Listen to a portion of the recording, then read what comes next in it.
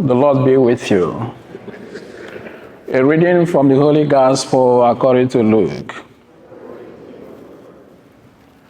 Jesus came down with the 12 and stood on a stretch of level ground, with a great crowd of his disciples and a large number of the people from all Judea and Jerusalem, and the coastal region of Tyre and Sidon.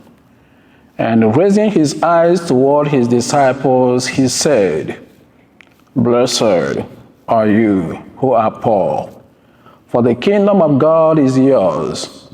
Blessed are you who are now hungry, for you will be satisfied.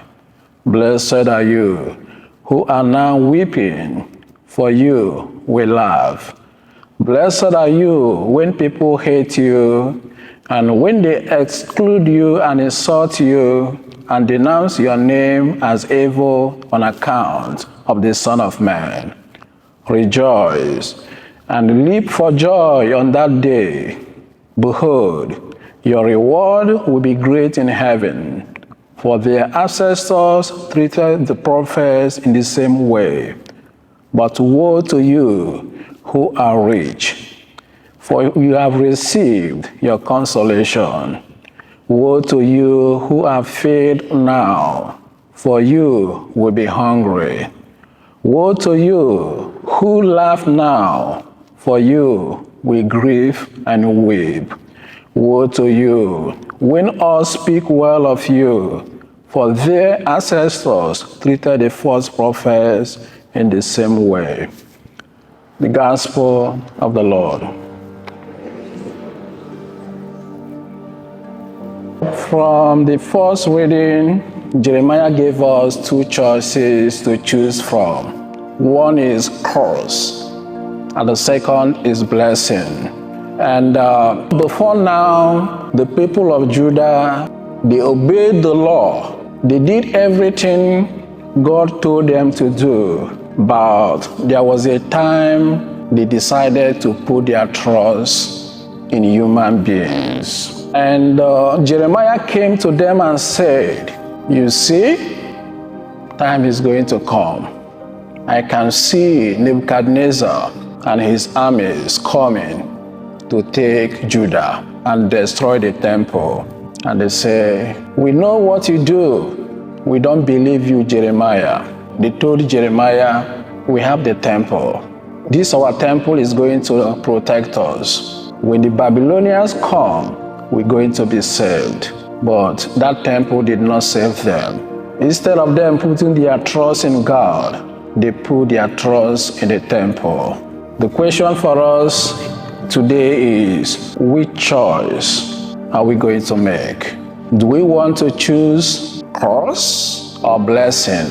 You know, I used to tell people that it's not how well you started, but how well you ended. Someone like Saul in the Bible. Saul started very well, but Saul did not end well.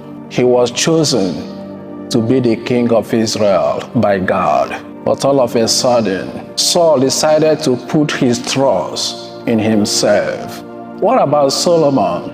Solomon, we know he was the wisest man in the Bible, and upon his wisdom, upon his knowledge, upon his wealth, his gold, Solomon decided not to trust God. He decided to invite, to bring idolatry. And what happened? His kingdom was divided because he did not trust God. What about Judas Iscariot?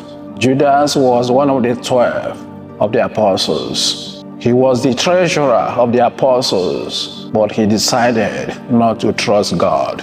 He decided to put his trust in money. Let us ask ourselves this question: where do we put our trust? In our money? Our wealth? If you ask some people, they will tell you that, "Oh, I have the best physician in the world. I know that when I am sick, I'm in a good hands." Who told you that? I know you have the best physician, but you have to trust that your physician into God's hands. I have the best wife or the best husband. I know my wife is not going to disappoint me, or my husband is not going to disappoint me. Who says so? Human beings disappoint. It's only God that does not disappoint. That is why we are called today to put our trust in God.